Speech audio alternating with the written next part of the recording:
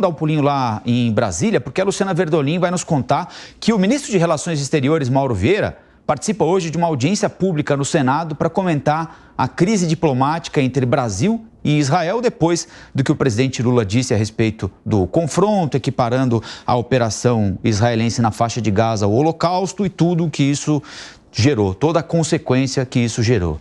Luciana Verdolim. Bom dia, Luciana. Bom dia, Colombo. Bom dia de novo a todos. Olha, as declarações do presidente da República continuam causando impactos negativos, principalmente lá no Congresso Nacional, entre a sociedade, e até por conta disso, a oposição queria aprovar a convocação do ministro Mauro Vieira para ir lá no Senado Federal. Essa sessão está marcada para daqui a pouquinho, às 10 horas da manhã. O presidente da Comissão de Relações Exteriores, senador Renan Calheiros, se antecipou, fez um convite para que o ministro vá ao Congresso Nacional, mais propriamente dito ao Senado, para explicar ações da administração, ações da pasta do Ministério das Relações Exteriores e não só essa polêmica envolvendo as declarações do presidente da República, para evitar o constrangimento de Mauro Vieira chegar ao Congresso Nacional como convocado, tendo que obrigatoriamente prestar o depoimento. Então, oficialmente, ele vai falar sobre as ações da pasta, mas vai se focar, a oposição promete focar muito nessa questão envolvendo as declarações de Lula referente à faixa de Gaza, também ao apoio do Brasil à Venezuela, mesmo diante de tantos problemas envolvendo as eleições presidenciais naquele país, e também as questões envolvendo o presidente, as declarações de Lula envolvendo todos os conflitos. A grande reclamação do Congresso Nacional, principalmente na oposição, é de que Lula estaria perdendo tempo demais discutindo questões internacionais, deixando de lado questões mais importantes, problemas aqui da população brasileira, e é isso que deve ser focada nessa reunião lá na Comissão de Relações Exteriores. Vai ser uma sessão interativa, vai ser aberta inclusive a possibilidade de que a população faça perguntas por meio de aplicativo, por meio da internet lá no Congresso Nacional. Sessão marcada para as 10 da manhã, o ministro das Relações Exteriores confirmou presença.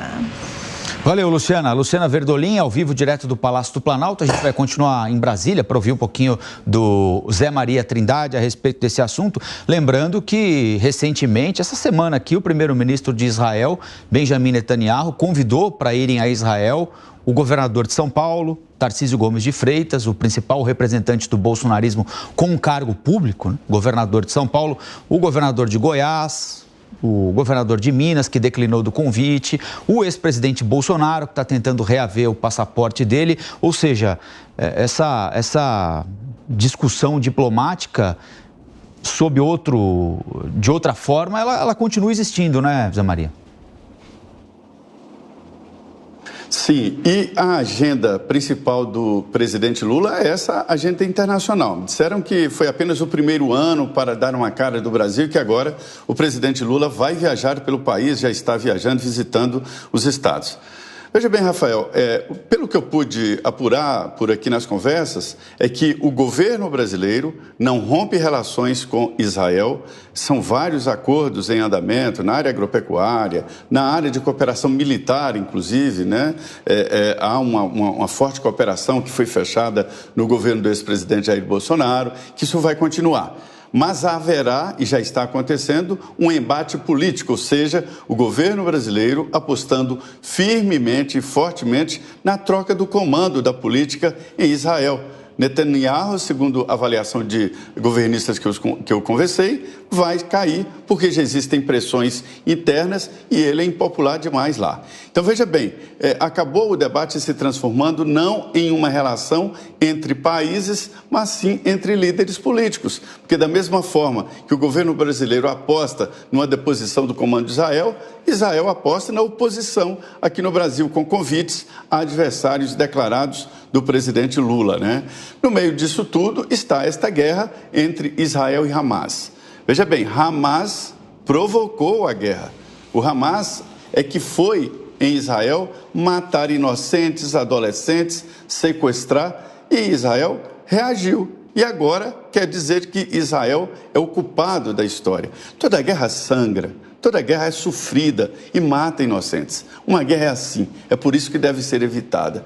E Israel está no meio de uma guerra. O cessar-fogo agora, defendido pelo Brasil de uma maneira muito forte, significa uma derrota para Israel. Mas no meio desta guerra de comunicação, Rafael, há uma derrota aparente de Israel. Porque até os Estados Unidos, parceiro tradicional, né, já está recuando nesta incondicionalidade de apoio. Ou seja, hoje a guerra tem que passar pela comunicação, sim.